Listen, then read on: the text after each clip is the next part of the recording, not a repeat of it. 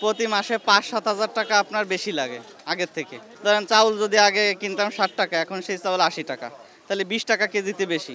সেক্ষেত্রে আমাদের জন্য চলা কঠিন না? কঠিন। অর্থাৎ সব মিলে আমরা ভালো নেই। সময়টা এবার একটু ভিন্ন। জিনিসপত্রের বাড়তি দাম, মূল্যস্ফীতির চাপে মানুষ। ভালো নেই ব্যাংক খাত, উচ্চ সুদ আর নগদ টাকার সংকট। ডলার সংকটে আছে রিজার্ভে টানাপোড়েনও। অন্যদিকে দেশি বিদেশি ঋণ পরিশোধের চাপ। এসব নানা বাস্তবতায় সরকার এবার একটু সাবধানী। ছোট করছে সরকারের বাৎসরিক আয় ব্যয়ের হিসাব বা বাজেট। সম্ভাব্য আকার তাই ধরা হচ্ছে প্রায় ৮ লাখ কোটি টাকা। আগে যেখানে বাজেটের আকার বছরে বছরে বাড়ত ১০ থেকে ১৩% পর্যন্ত, এবার তা বাড়ছে মাত্র ৫%। অবশ্য আন্তর্জাতিক মুদ্রা তহবিল বা IMF-এর পরামর্শও ছিল বাজেটের আকার ছোট করার। আমার মনে হয় যে বাজেট IMF-এর শর্তের পরিসরের থেকেও আরও বড়। তবে IMF-এর বিভিন্ন ধরনের যেসব পরামর্শ ছিল তার একটা প্রতিফলন বাজেটে আমরা দেখব। আর এবার যে আমাদের বাজেটের আকার যে তুলনামূলকভাবে ছোট রাখা হয়েছে, এবং আমি যদি ইনফ্লেশন অ্যাকাউন্টিং করি তাহলে গতবারের থেকে প্রকৃত যদি ক্রয় ক্ষমতার নিরিখে দেখি তাহলে কিছুটা ছোটই হবে গতবারের তুলনায়। তো এটার একটা বড় কারণ আমার মনে হয় যে চলমান অর্থনীতি যে ধরনের বিভিন্ন অনিশ্চয়তা এবং বিভিন্ন ধরনের চাপের মধ্যে আছে, তারই প্রতিফলন আমরা কিন্তু বাজেটে দেখছি। উচ্চ মূল্যস্ফীতির চাপ আছে এখানে, সুতরাং বাংলাদেশ ব্যাংক একটা সংকোচনমূলক নীতি গ্রহণ করতে হয়েছে। সেই সংকোচনমূলক নীতির সাথে সামঞ্জস্যপূর্ণভাবে সরকারের ঘাটতি অর্থায়ন করতে হয়েছে। সেই ঘাটতি অর্থায়নে অভ্যন্তরীণ সূত্র থেকে কতটুকু ঋণ সে নেবে সেটা তার নির্ধারণ করতে হয়েছে। সুতরাং একটার সাথে আরেকটা কিন্তু সেখানে জড়িত আছে। সুতরাং আমি বলবো যে এইবারের বাজেট কিছুটা স্বল্প আকারের করা হয়েছে হবে বলেই মনে হচ্ছে, এবং এটা বাংলাদেশের এখনকার যে অর্থনৈতিক স্থিতিশীলতাকেই অগ্রাধিকার দেয়া, রাদার দেন এখন প্রবৃদ্ধিকে একটা মূল লক্ষ্যমাত্রা হিসাবে রাখা, সেটার সাথেই সামঞ্জস্যপূর্ণ।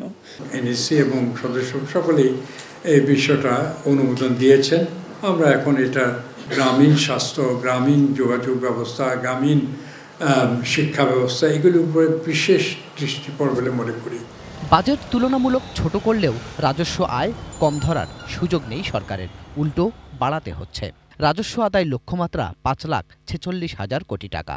তারপরেও ঘাটতি থাকবে ২.৫ লাখ কোটি টাকা, যা মেটাতে বেশিরভাগ ঋণ নিতে হবে দেশের ব্যাংক ব্যবস্থা থেকে। আর তাতে বঞ্চিত হবে বেসরকারি খাতের বিনিয়োগকারীরা। ফলে কমবে প্রবৃদ্ধিও। আবার রাজস্ব আদায়ের চাপ পরোক্ষভাবে পড়ে ভোক্তাদের ওপরেই। যদিও বাজেটে সরকার চায় মূল্যস্ফীতি ৬.৫% মধ্যেই ধরে রাখতে।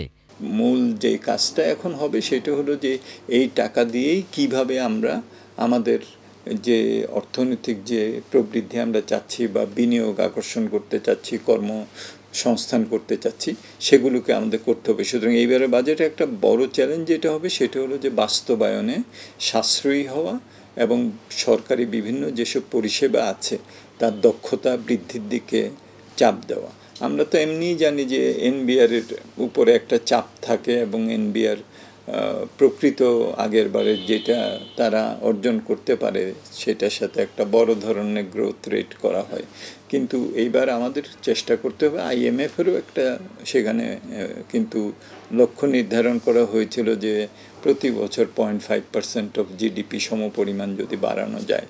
তো সেইটার দিকেও আমাদের লক্ষ্য রাখতে হবে যে ডিজিটালাইজেশনের মাধ্যমে নতুন নতুন ক্ষেত্র যেগুলো আছে সেগুলোর মাধ্যমে এটাকে যদি আমরা বিস্তৃত করে যদি আমাদের সম্পদ আহরণ, এইটার একটা চাপ এবার থাকবে, এবং সেই সম্পদ আহরণটা মূলত কিন্তু করতে হবে হলো প্রত্যক্ষ করের মাধ্যমে। কারণ এখন যে চাপটা আছে এই চাপের মধ্যে কিন্তু আমাদের নিত্য প্রয়োজনীয় পণ্য ইত্যাদিতে শুল্ক বাড়িয়ে সরকারের শুল্ক আহরণ বা আমাদের ভ্যাট যেটা আছে সেখানে ওয়েইভার যেগুলো আছে সেটা প্রত্যাহার করা, আমার মনে হয় যে সেইটা সরকার না করাই ভালো হবে।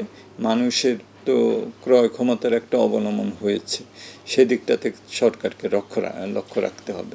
এইবারের বাজেটটা আমার মনে হয় যে সামগ্রিক পরিস্থিতির বিবেচনায়, একটা তো আমাদের উচ্চ প্রবৃদ্ধি, নিম্ন মূল্যস্ফীতি, অর্থনৈতিক স্থিতিশীলতা, এই ধরনের একটা জায়গা থেকে আমরা তো কিছুটা অস্থিতিশীল অবস্থা, সেটা আমাদের এক্সচেঞ্জ রেটের মুভমেন্টের কথা বলি, ইন্টারেস্ট রেটের মুভমেন্টের কথা বলি, মূল্যস্ফীতির দিক থেকে গত 2 বছরের মধ্যে ডাবল ডিজিটের কাছাকাছি আছে।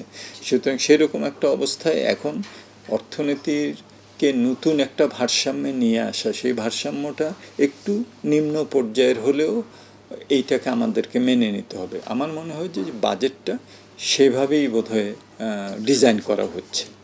একদিকে জনগণকে স্বস্তি দিতে নানা খাতে কর ছাড়, ভর্তুকি প্রণোদনা, সামাজিক সুরক্ষা বাড়ানো সহ নানা পদক্ষেপ থাকছে বাজেটে। অন্যদিকে আইএমএফের পরামর্শে আবার রাজস্ব আয় বাড়ানোর তাগিদও। অর্থমন্ত্রী মাহমুদ আলী তার প্রথম বাজেটে এই দুয়ের সমন্বয় করবেন কিভাবে? গোলাম কাদের রবু, এটিএন নিউজ, ঢাকা।